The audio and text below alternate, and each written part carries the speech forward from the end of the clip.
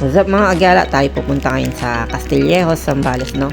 Titikman natin itong bagong coffee shop mga agala sa Samba Brew. So tara na mga agala, biyahe tayo mula Olongapo, Subic at Castillejos na tayo mga agala kaagad. Ang bilis ng biyahe, grabe. So dyan sa kanto ng Gobic mga agala, dire-diretso tayo nyan hanggang sa mabot tayo sa gasolinahan, no? Then kakanan na tayo dyan syempre. Ayan, nakita niyo yung karatula nila.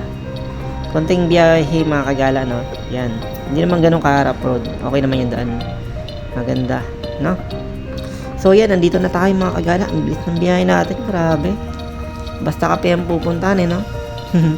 Medyo bukid dito mga kagala ng konti, no? Maganda mag-relax.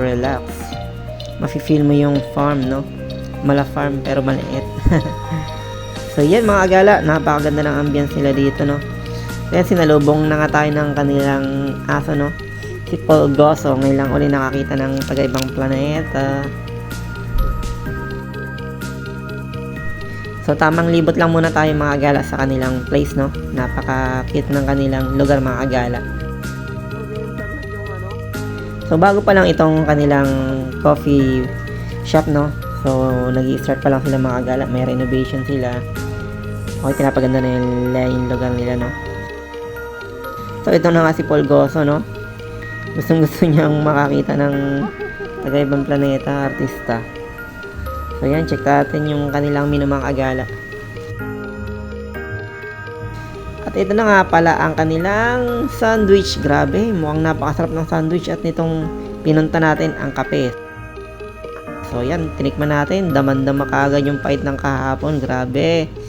Sarap mga agala. So tikman na rin natin ito kanilang burger sandwich. So yan mga gala, no? Napakaraming laman, sarap niyan mga gala, with matching ano pa, sili sili sauce mga gala, no? So yan, sinakmal, grabe, laki. So yan, sarap mga gala, kasama ko si Techniques. Cheers para sa tagumpay. Yan, so natapos tayong kumain at uminom ng kape mga gala, no? Ating puntahan itong kanilang gilid-gilid. So yan, may salay mga... Ay, grabe, may ibon na lumabas mga gala. Nakita nyo yun? Bilis ng ibon. So, tamang pitas muna tayo dito mga kagala, no? Sumisimple tayo, no? Basta may mga tanim, asahan nyo na. Ayan.